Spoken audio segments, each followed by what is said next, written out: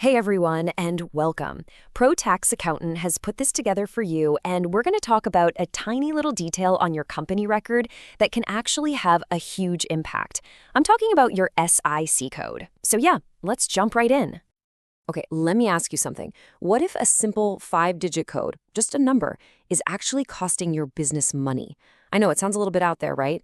But an incorrect code on your company's house file can, quietly cause problems, block opportunities, or even get HMRC asking questions you just don't need.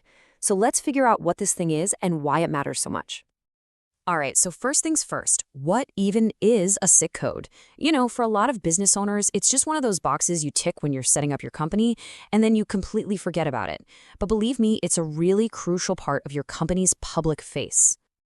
So this isn't just some random internal label.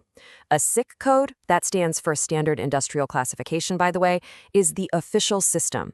It's what the government, banks, investors, pretty much everyone uses to get a quick snapshot of what your business actually does. It's like your company's official job title for the whole world. And get this, there are over 600 of these codes to choose from. 600. With that many options, you can see how easy it is to just pick one that's a bit too general, or maybe one that's not quite the right fit. Or, and this happens all the time, one that just gets old as your business changes. And just to be clear, this isn't optional. Every single limited company in the UK has to have at least one SIC code.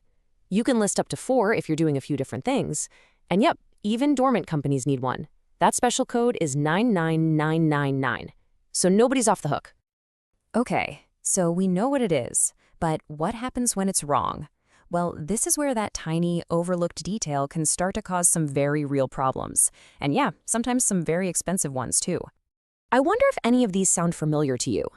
These are the classic mistakes we see all the time. Maybe you rushed through the paperwork when you set up the company and just picked something generic. Or, and this is a big one, your business has made this amazing pivot, but your official record is still stuck in the past.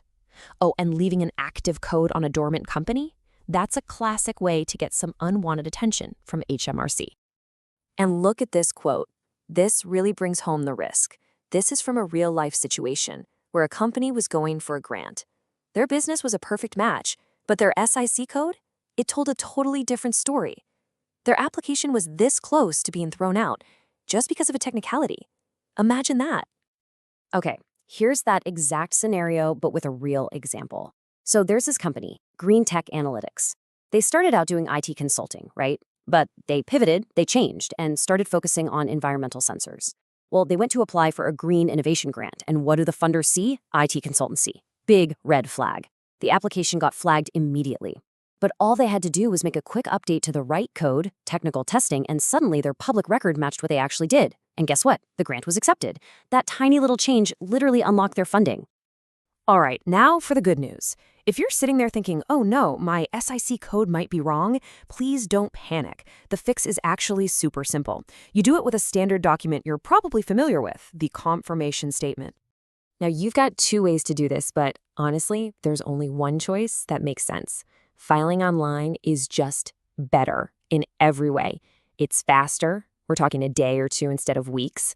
It's cheaper, almost half the price, and it's safer because you're not going to have your paper forms sent back because of a tiny mistake. It's a no-brainer, really. And the process itself, it's literally just 6 steps. You just log into the company's house website, the web filing service. You'll see an option to file a confirmation statement. Click that. Then you just find the SIC code section, and from there you can add a new one, change the old one, whatever you need to do. Give the whole thing a quick once-over, pay the £34 fee, and hit submit. That's it. Your public record is fixed. And here's a really important tip. You do not have to wait for your annual deadline to roll around. If you spot a mistake or your business changes direction, you can file what's called an early confirmation statement anytime you want. You can get that record updated right away, which is awesome. Okay, so let's wrap this up. I want to make sure you walk away with a clear plan so you can be confident your company's story is being told accurately out there. Here's a little checklist for you. Seriously, take 5 minutes after this and just run through these questions for your own business. Does your code really reflect where your money comes from? Are you using the most up-to-date official list? And the big one, if you're about to ask for funding, double-check that your SIC code is helping your case, not hurting it. Look, the process is pretty simple, but getting the classification spot on is what really matters. If you're feeling a bit unsure or just want an expert to handle it, or any other compliance stuff, the team at ProTax Accountant are the people to call. You can get them on WhatsApp or by phone at 07985689912, or just drop them an email at info@protaxaccountant.co.uk. And hey, if you found this helpful, there's plenty more where that came from. Make sure you subscribe to the ProTax Accountant YouTube channel for more practical guides for your business. Thanks so much for tuning in.